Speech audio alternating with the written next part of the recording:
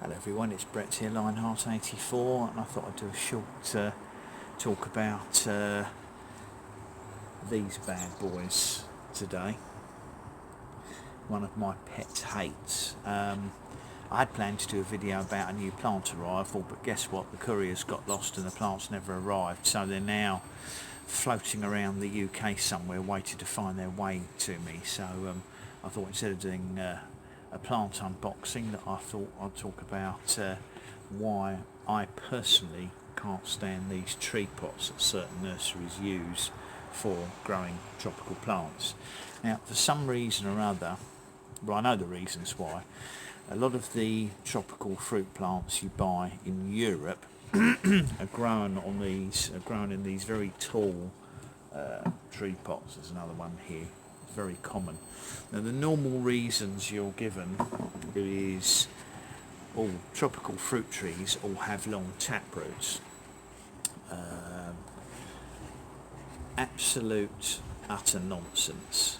And the other advantage people like to cite for these is they say it's easy to send them because you can get them into a nice narrow box, so carriage is cheaper.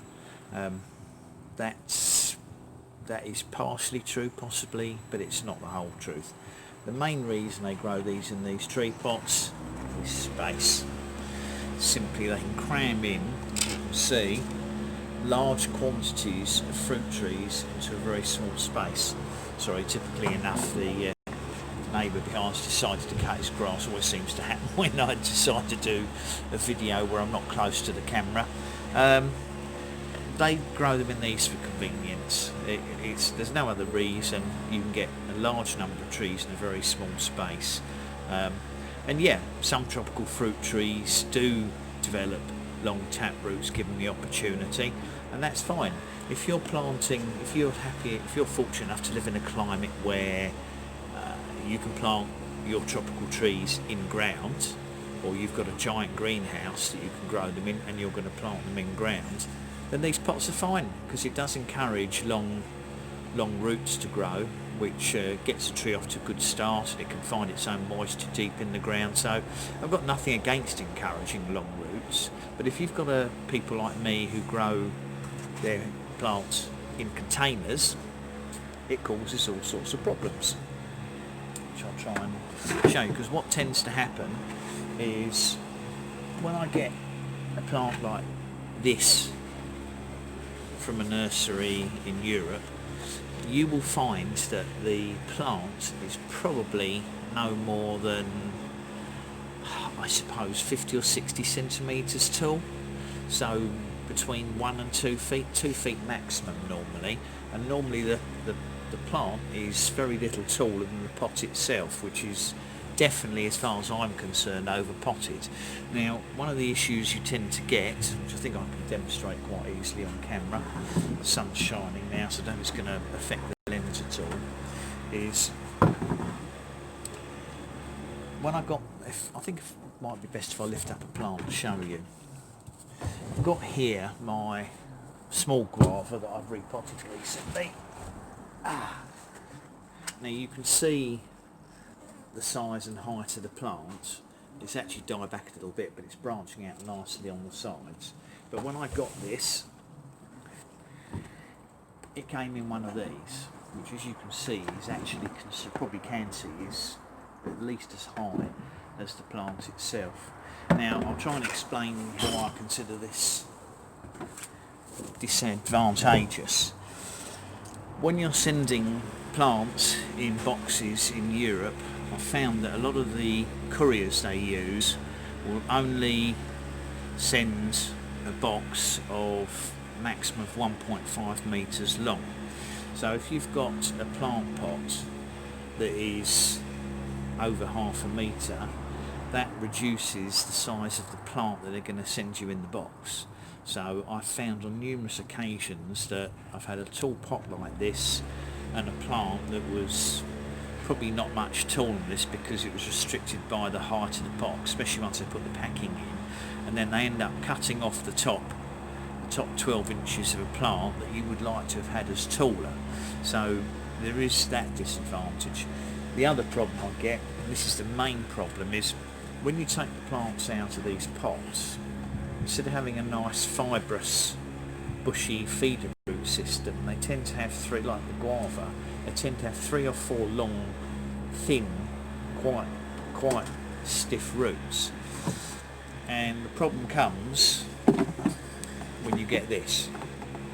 I think you can probably see, I can't see because the sun's shining on the screen at the moment, but when you take the plant out the pot, you end up with a plant that has a root system that's 6 inches too tall for the actual size pot it needs to go in.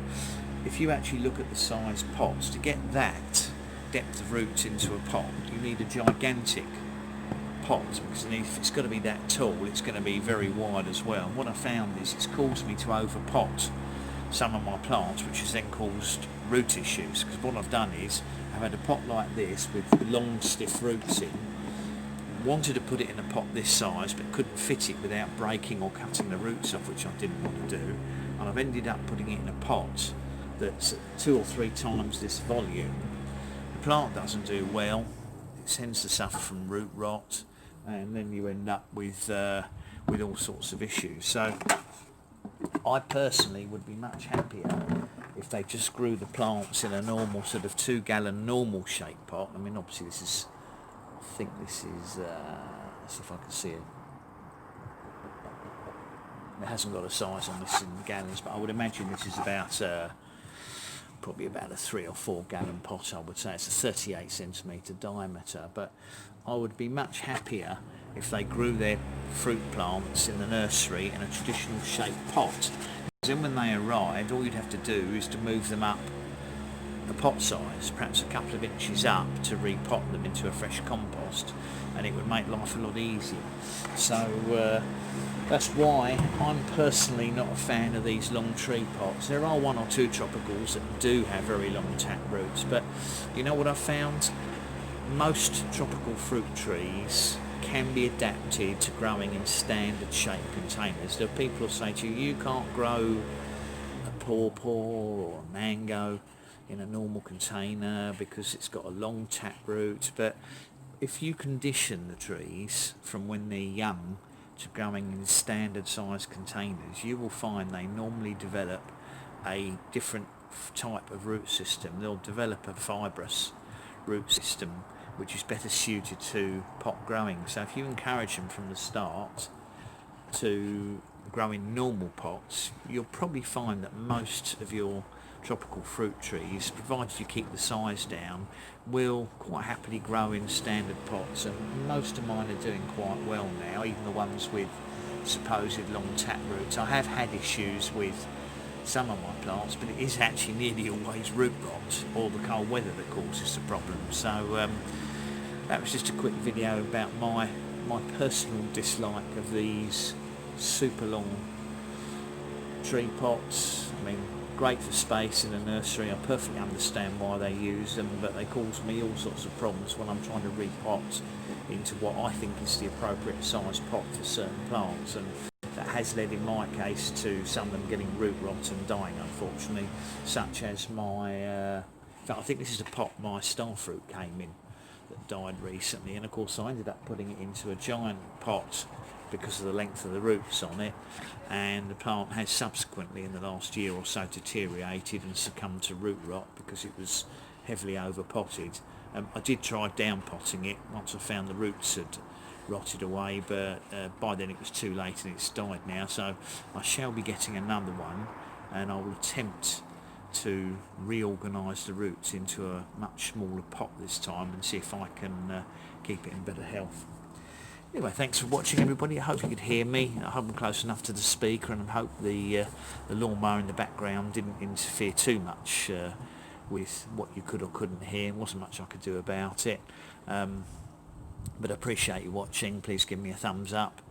Share the video with anyone you think might be interested. Subscribe to my channel, of course. And remember that if you hit the bell, you will be notified on new videos as they come out. I'll catch up with you all in the next video. Brett out for now.